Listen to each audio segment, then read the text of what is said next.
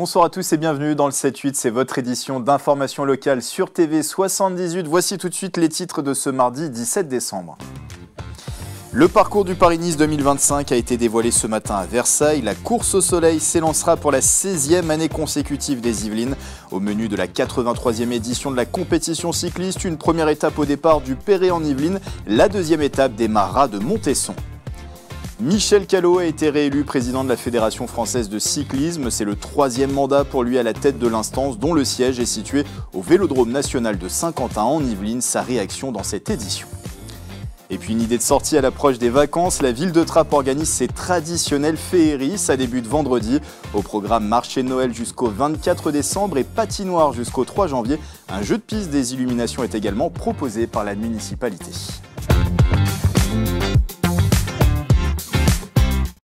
C'est désormais une habitude depuis 16 ans. Le coup d'envoi du Paris-Nice sera donné une nouvelle fois depuis le département des Yvelines pour la 83e édition en mars prochain. Le Perret en Yvelines et Montesson ont été retenus comme ville départ de la course cycliste. Le parcours a été dévoilé ce matin depuis Versailles au conseil départemental. Avec Mickaël Elmidoro, nous étions sur place.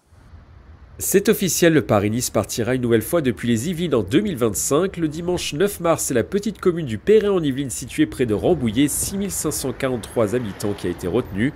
Les coureurs partiront depuis la mairie pour réaliser 156,5 km dans les Yvelines. Une vraie satisfaction pour le maire de la commune. Évidemment beaucoup de bonheur parce que ça va être un événement fédérateur pour tous les habitants.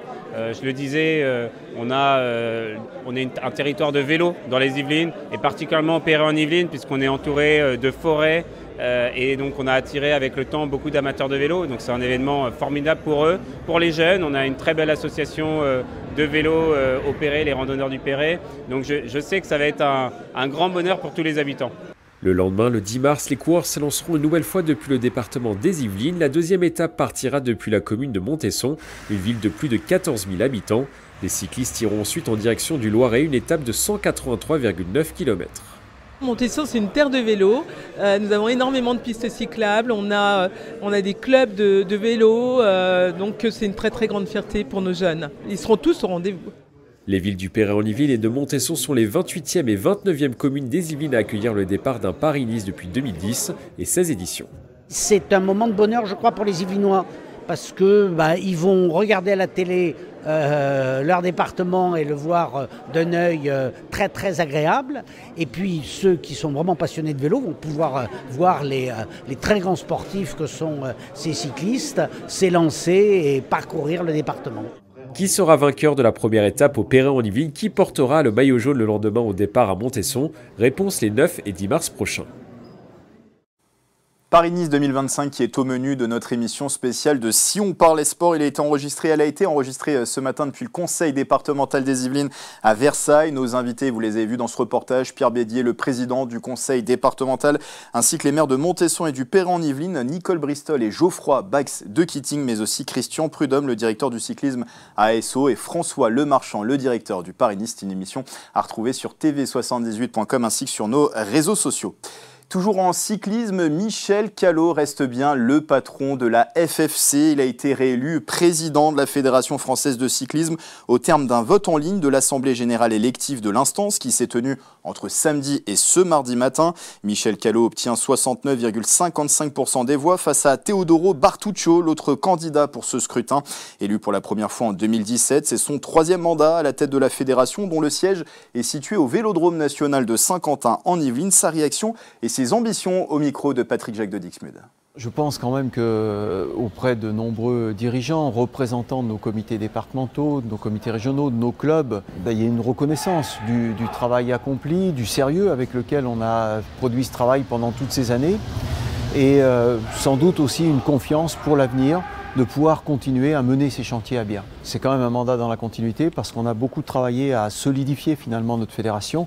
La particularité du cyclisme, c'est que c'est très souvent une discipline où il n'y a pas de billetterie quand on organise des manifestations. Donc on a un sport pas très riche et on a beaucoup essayé de mettre en œuvre de dispositifs pour solidifier cette partie financière de notre fédération.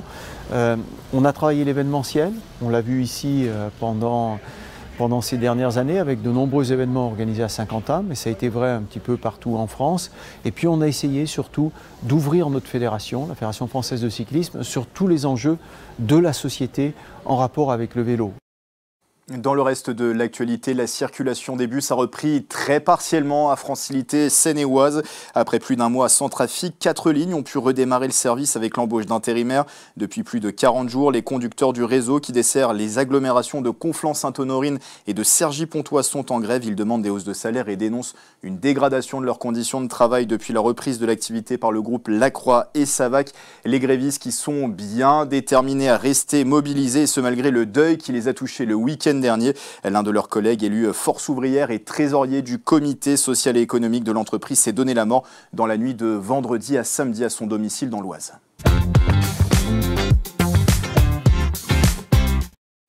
J-8 avant Noël. Dans le 7-8, nous vous donnons cette semaine quelques idées de sorties à faire pendant les vacances dans le département. Dans les communes, par exemple, les animations se multiplient pendant la période. À Trappes, les fameuses féeries reviennent à partir du 20 décembre. Marché de Noël, animation et patinoire. Ce sont plusieurs animations, plusieurs semaines même de fêtes qui sont proposées. Au cœur de la ville, interview du maire Ali Rabet au micro de Mélanie Poquet. On fait durer le plaisir. Ça commence effectivement dès le 20, dès le premier week-end, avec un spectacle magique.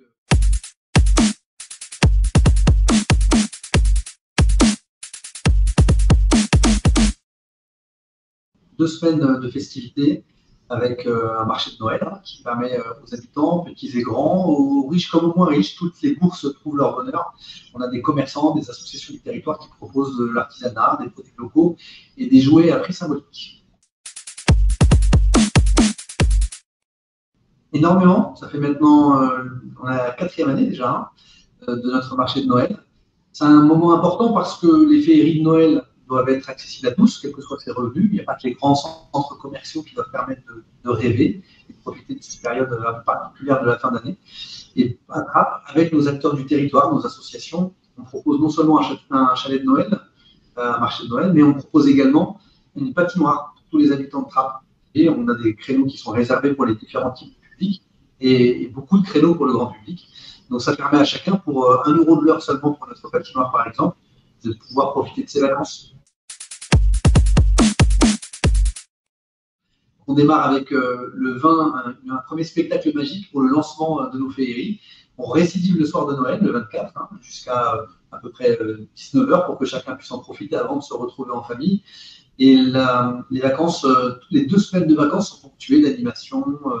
Les chalets de Noël fonctionnent en continu, la patinoire est ouverte en permanence et nos différents services sont mobilisés, les centres socioculturels, la cyberbase qui propose des activités autour du numérique. Donc tout cela se concentre autour de la Meurise, notre équipement culturel, et à l'extérieur avec le marché de Noël. Alors, on a 2 particularités. La première, c'est qu'elle est écolo, puisqu'elle est synthétique, donc on ne sait pas du froid, c'est pas de la glace, de l'eau qu'on vient refroidir, ce qui a un carbone exorbitant. Donc, on a acheté une patinoire il y a quelques années qu'on a déjà rentabilisé largement, premièrement. Et le second point, c'est qu'elle est accessible à tous. Pour 1 € seulement, vous pouvez pratiquer pendant 1 heure. Et on continue à vous donner des idées de sortie toute la semaine dans le 7-8 qui touche à sa fin. Merci de l'avoir suivi. Très belle soirée sur TV78.